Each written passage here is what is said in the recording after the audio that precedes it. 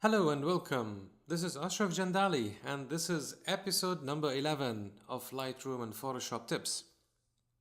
If you recall from the last episode, we were talking about how to remove halos from your images.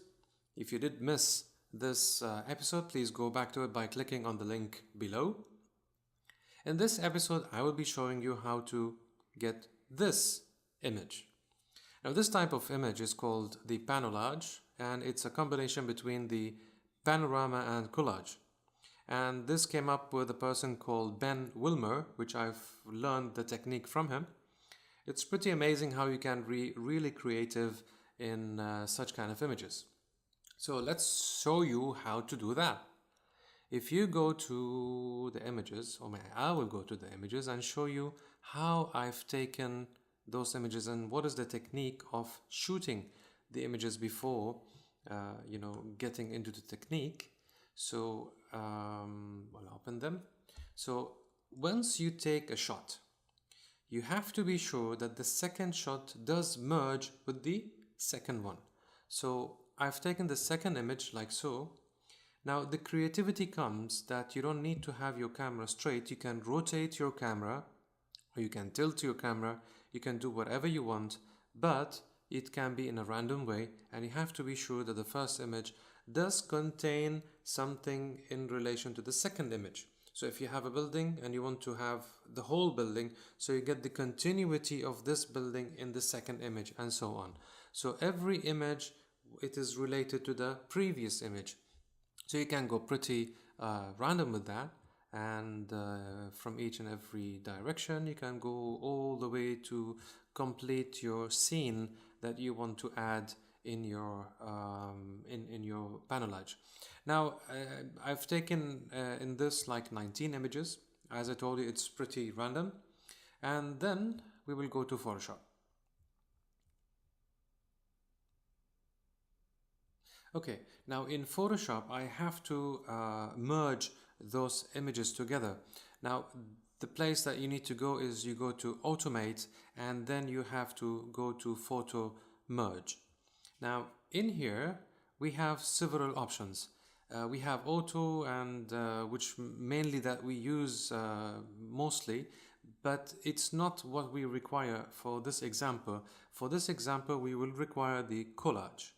Now the collage, it does not distort the image, it just keep the same aspect ratio of the image, and it just change the position of the image to merge with the previous one or the next one, which has any kind of information that it's the same as the image. Now in here I will choose my shots, the 19 images that I have, and I will open them. Now the trick behind this is that you don't need to choose blend images together. You have to remove this checkbox. And again, it's not really required to go only for collage. You can try the other options and see what kind of output. So it's just a matter of having an experiment and see which kind of look you like in your image. And now I will just click on OK, and this will take some time until it does open all the images, and it merged them together and reorder the image. And once this is done, I'll get back. Alright, so after Photoshop has done its magic, that's the kind of look that you're gonna get. Now there are some places where it may not be that much accurate, like if you can see in this area, it's not really merging properly with the other image. And for example, the building also, it's not merging properly. It may be from the way that I have taken the shots. That's possible. And it's not really it's not gonna matter that much for it to be extremely precise. The reason is that after a while we're gonna add a border to each and every image, so it will be seamless. So, but still you can try to have them tally together. All you have to do is to go to the move tool by pressing V, and you will be on the move tool. Make sure that you are having the auto select is there. The reason of having the auto select is that when I click on the image, Look at this area. When I click on the image, it will highlight the layer that is related to this image. So for example, I need to position this layer. All I have to do is move, and I will be able to move this layer itself. Now, if you can see, when you are moving the layer or the picture, it's gonna keep on snapping. You can feel a kind of tick, snap happening. If you want to move your image in a more smooth way, while you are dragging your image, click on the control, which is control in the Mac, and in that way you'll be able to move your image in the way that you require. Okay, and I will try to do some adjustment to this here, because it's really off compared to the image which is beneath it, and I will do the transform by pressing Command or Control T, and I can tilt it so somehow it will look similar to the image which is beneath it. And again, I have to press the Control or Command, and somehow that's fine for me, and I'll say okay.